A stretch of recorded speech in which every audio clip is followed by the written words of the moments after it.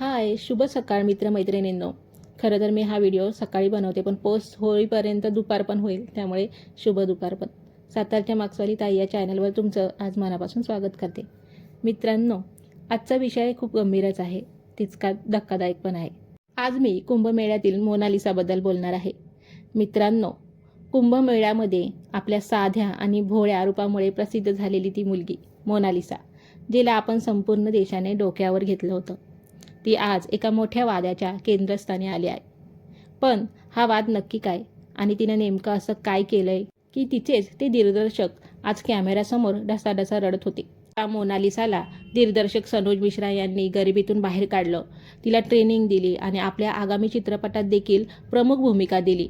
त्याच मोनालिसाने आता सर्वांनाच मोठा धक्का दिला. तिने केरळमध्ये जाऊन एका फरमान नावाच्या मुलाशी लग्न केलं. आणि तेव्हा सनोज मिश्रा यांनी या प्रकरणावर असा दावा केला, म्हणजे त्यांनी असं सांगितलं की त्यांनी या मुलीवर आणि तिच्या चित्रपटावर 10 कोटी रुपये खर्च केले, पण तिने कोणालाही न सांगता हे पाऊल उचललं. ज्या धर्माच्या आणि संस्कृतीच्या जीवावर ती इतकी मोठी झाली, तोच धर्म सोडून तिने दुसऱ्या धर्माच्या मुलाशी लग्न केल्याने सनातनी समाजात देखील मोठी नाराजी झाली आहे. ते असं पण म्हणतात की हे साधं प्रेम नसून यामागे मोठ्या संघटनाचा हात पण असू शकतो आणि तिचं ब्रेन वॉश देखील केलं असू शकतं. आणि मित्रांनो, या सर्व प्रकरणांमुळे सोशल मीडियावर बऱ्याच अशा कमेंट येतात की म्हणजे लोकांच्या मनात संतापाची लाट दिसून येते. लोक विचारतात की एक मराठी आणि हिंदू मुलगी आपल्या संस्कृतीचा असा अपमान का केला. अनेकांनी म्हटलं की ज्यांनी तिला मोठं केलं त्यांचाच तिने विश्वासघात केला.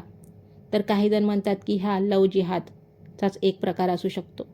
पण मित्रांनो, एक महाराष्ट्रीयन मुलगी म्हणून मला असं वाटतं की प्रगती नक्की करावी, पण आपली मुळं विसरू नयेत. ज्या सनातनी संस्कृतीने आपल्याला ओळख दिली तिला सोडून आणि ज्यांनी आपल्याला हात दिला त्यांचा विश्वास तोडून मिळालेलं यश काय कामाचं आहे. दुसऱ्या धर्माच्या मुलाशी लग्न करून तिने जे पाऊल उचललं ते आपल्या समाजाला आणि संस्कृतीला बिलकुल पटणारं नाही आहे. तुम्हाला याबाबत काय वाटतं? अशा मुलींना तुम्ही पाठिंबा द्याल का? तुमची मतं कमेंटमध्ये नक्की सांगा.